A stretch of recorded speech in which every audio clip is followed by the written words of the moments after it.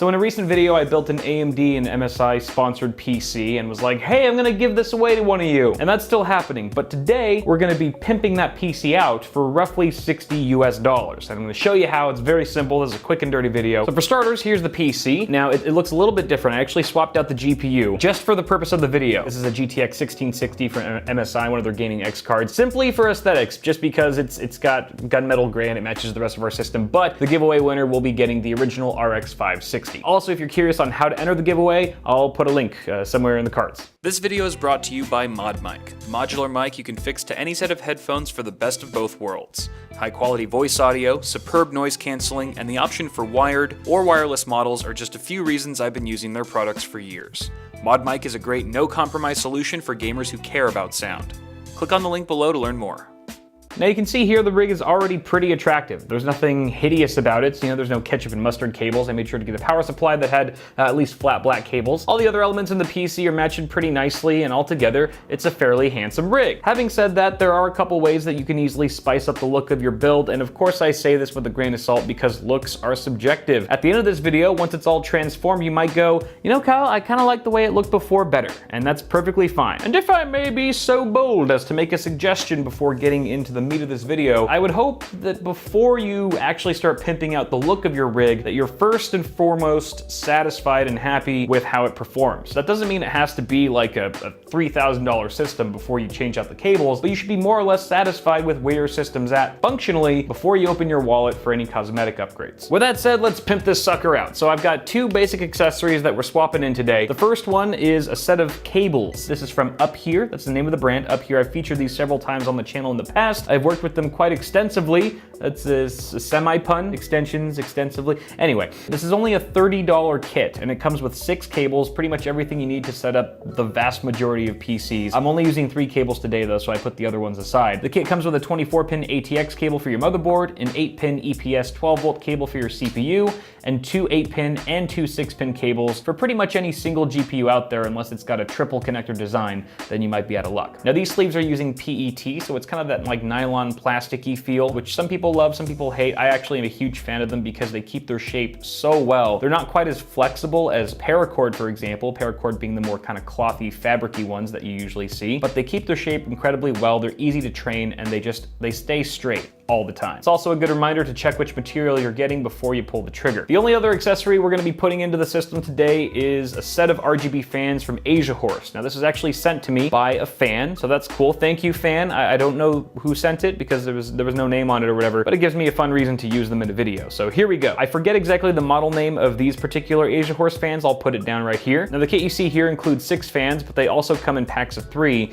which is what we'll be using today. You can buy a 3-pack of these exact fans for like 30 to 35 bucks, depending on sales and things like that when you buy them. I've actually never used these fans before, but I have used other products from Asia Horse, such as their cables, which are pretty much comparable to the Up Here ones. They're very similar in price and quality. These are 120mm fans. They have sort of the ring LED design as opposed to the fan blade itself, which I'm actually a fan of. The LEDs also shine through the side of the fan, so you get some nice accent lighting as well. And there's even some lighting on the back, so regardless of how you orient this in your case, you're gonna get some light coming through. By the way, do you like this hideous stain right here? That's actually from a pack of seaweed. Like the seaweed oil from the package seeped into the wood and never came out. Like no matter how hard I tried everything. So yeah, that's how the stain got there. I know that probably wasn't your first guess. Anyway, so if you look at these fans at the end, their connectors are proprietary, which is kind of a bummer. It's a bit of a caveat here. Come on, focus, work with, there it is. So this isn't your mama's PC fan with a 3 or 4-pin connector. You can't connect these to your motherboard unless you had some kind of weird adapter, which I don't think exists. These have to plug directly into the included hub, so that's something to bear in mind. Comes included with a nice little remote, and this is the hub itself. Supports up to 10 fans, which is pretty generous, and it's also got some ports for some LED strips. Comes included with an adhesive pad. Would have loved to see magnet as well, but what can you do? And probably my least favorite part about this entire kit is Molex. Molex, we meet again, I see. Yeah, these things are just annoying. They're old, it's an outdated connector. SATA's way better, it plugs in easier, it's not as finicky, and yada yada yada. So yeah, I mean, right off the bat, there's a couple things I'm not in love with, but you have to remember that this is a fraction of the price of what you would pay for like a pack of premium RGB fans. I think a 3-pack of Corsair L series fans is like over $100. It's absolutely insane. So you do get what you pay for. Last thing to note is that I'm really considering doing like a cheap RGB fan roundup video where I test the performance and the looks and features of various cheap RGB fans, these ones included. So if you want to wait for that comparison video to come out before you pull the trigger on these, just want to give you a heads up there. But I will put links to both of these in the description regardless. So that's pretty much what we're doing today. Yeah. Like I mentioned, this is going to be a quick and dirty video because I actually have a really short week this week, so I'm kind of slacking on you guys. I'm sorry. You guys still love me though. I know you do. But in all seriousness, I'm actually very curious to see how much we can transform the look of this build with roughly 60 bucks. So should be pretty cool. Let's get it done.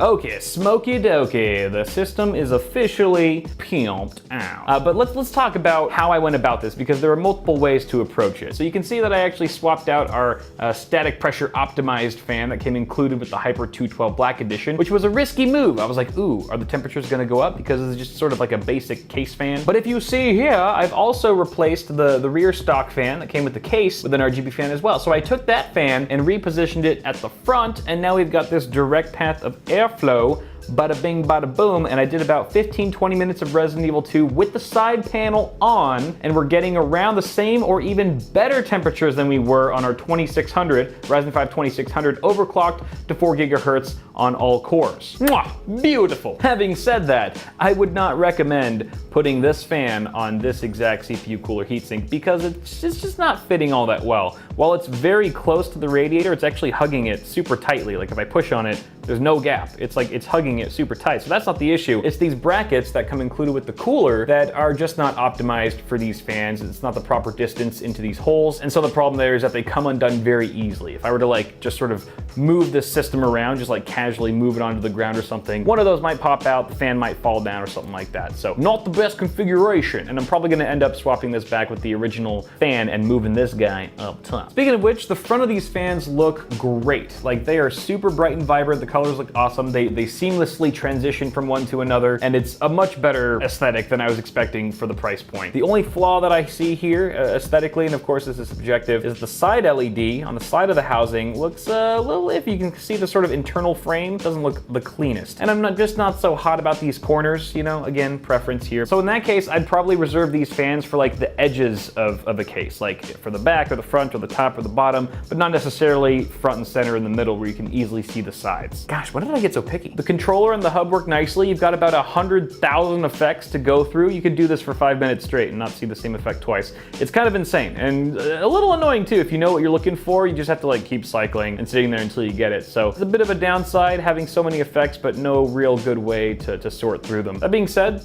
most of them look pretty cool. You know, you've got options to choose from at least. I did not see white though, like just solid static white, because I was looking for that to match our cables here, and there's no white on the controller. Like they've got everything else focused. blacks. They've got everything else, but there's no white. Maybe I missed it, but something to keep in mind if you're interested in buying these fans for a white-themed PC, maybe that warrants further research. The cables are looking real nice. Like I said, they just have a really good shape to them. They're very cooperative. I probably would have gone with black cables, just all black if this was my personal build, because I think it would match better. And if I was gonna go white, I would probably find other components in the build that had white accents on them to sort of spread that theme around. But all things considered, I think these look a lot nicer than the stock power supply cables, which even though they were black, they were glossy and rubbery and crap. Last thing I'll point out here is that while the system looks very nice, they do have a saying in this world that says, pimpin' ain't easy. And by that, I mean cable management. So if you're gonna be adding extensions, for example, you're gonna be adding a lot more cable length potentially to your system, especially if you're not getting them custom made where you can customize the lengths and stuff. So make sure that you have ample room either behind your motherboard tray or perhaps a power supply shroud like we did here, which makes it a lot easy to just sort of organize the mess that's going on behind the scenes. As for the fans, their individual cables aren't a huge deal, but you gotta consider where you're gonna put the hub, especially if it's a larger size one, whether it be really tall, wide, or thick, or whatever. We actually put ours right here, and then you can kind of, oops, I made an oopsie. Kind of see the adhesive bleeding through there. I might cover that up. It fit just fine there. We did have ample room behind the motherboard tray and the side panel to squeeze it in there, but not every case can accommodate any controller or hub, so definitely be mindful. But I think that pretty much does it, guys. I will say this, though. If you happen to be the lucky winner of this amazing PC, I'm going to give you the choice of either keeping it as is or reverting it back to the way it was before. Totally up to you. So again, guys, enter that giveaway. Again, I'll put a link somewhere. Let me know what you think. Are you a fan of before or after? Maybe I'll put a straw poll somewhere. Great, now I have to do it because I said it. Otherwise everyone's gonna bother me. Okay, guys, thank you for watching. Toss a like on the video if you enjoyed it. Subscribe to the channel for more tech stuff coming at you really soon, and I will see you guys in the next video.